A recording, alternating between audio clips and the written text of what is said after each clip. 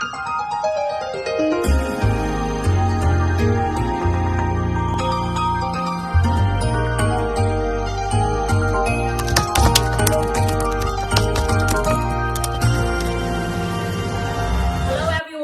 back to my channel. Our most essential learning competency in this session is illustrating the relationship between linear and angular measures of a central angle in a unit circle. Okay, what is a linear measure? The linear measure of a central angle of a circle is the length of the arc of the circle that subtends the angle. In a circle with radius r, the linear measure is S of a central angle, theta, radians, is S is equal to r, theta. Okay. Take note that this one is what we call the linear measure. The S is what we call the linear measure. In other book, they call it as intercepted arc. We know already what a central angle is. The vertex is at the origin. This one is the initial side and this one is the terminal side. Of course, this is in, counterclockwise rotation. This is the R and this one is also the R, the radius of the circle. It says here that the formula in finding the linear measure or the S is R theta. Take note that this one should be in radian. Why?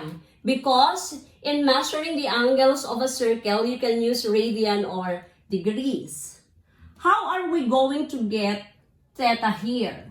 This theta or the central angle is of course what we call the angular measure.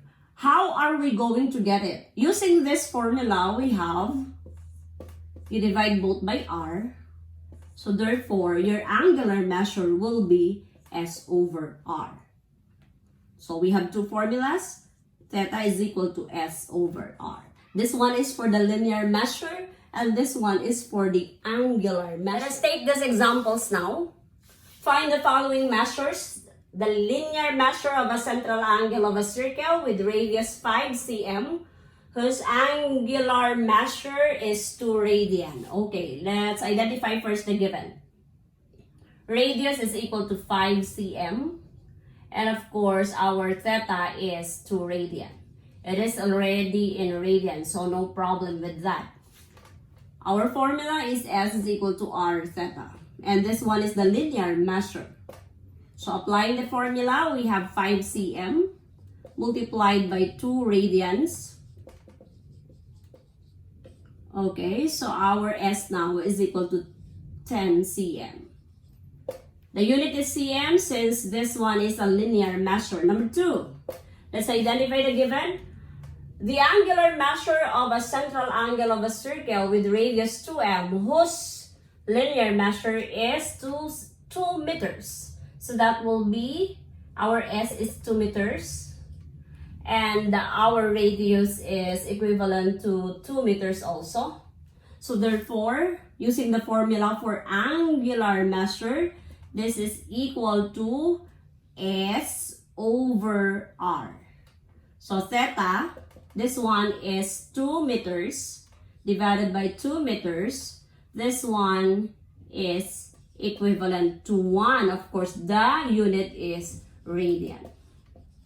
Number 3, the linear measure of a 360-degree central angle in a circle with the radius of 100 cm. Take note, we will be finding the following measure, it says here. So we are asked to find the linear measure of a 360 central angle in a circle with radius of 100 cm. So we are asked to find the S. Let's identify the given. The theta is of course 360 degrees. And our radius is 100 cm. Now, this one is 360 degrees. Meaning, we cannot apply this formula yet because it says here that theta should be in radian.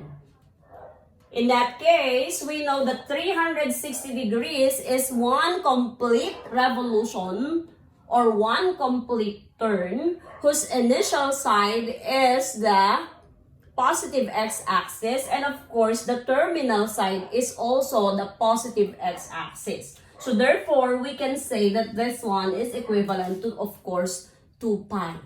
So therefore, this is S is equal to 100 cm multiplied by 2 pi. So this is S is equal to 200 pi cm. That is the linear measure.